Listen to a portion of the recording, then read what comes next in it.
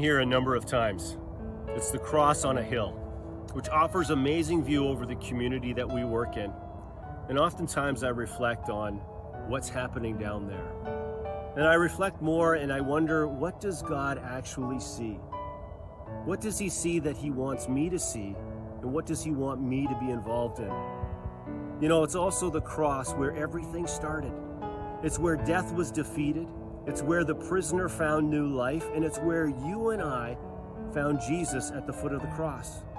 It's where all of our lives changed forever, and they continue to be changed. You know, it's always such a blessing to see what God is up to be on the mission field and to be present enough to respond to when God touches your heart. About a month ago, I met this young man. He came to program for the very first time, and he had the biggest smile and the brightest eyes, and he was overjoyed to be coming to the program for the first time. So of course I greeted him, and then I looked down, and his shoes. It just struck me how happy he was, and yet how destroyed his shoes were. Literally 3/4 of his shoes have come apart from the sole. His feet were visible, yet he was running across the field, and he was happy as can be. But when he came to me, I said, "Bangan," which means friend in Siswati. "Bangan, what happened to your shoes? Do you not have other shoes?" "Ma'am, I don't have any other shoes. These are the only shoes that I have." And literally it looked like these shoes had been passed down from child to child to child.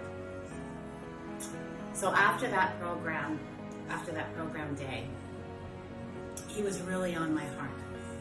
And over the next couple of weeks, he continued to be on my heart.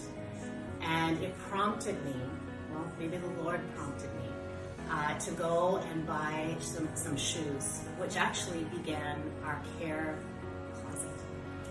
A closet that would be filled with just some practical things that would be available to kids if they needed them.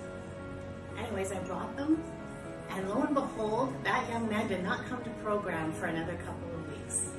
But last week he showed up, just as bright-eyed and smiley as he did the first day. And I, of course, looked down to look at those shoes, but in place of them were some flip-flops. And I said, "Bangan, you have no shoes." And he said, "No, ma'am, these are my brother's shoes." So he obviously still didn't have his own shoes. So I said, "Come." So I brought him into our office, and I opened the bag, and just as the shoes were coming out of the bag, he was overjoyed. This unabated his arms were stretched wide open, and he gave me such a loving embrace. He was so excited that he didn't even come to program that day. He instead ran home. Why? Because Jesus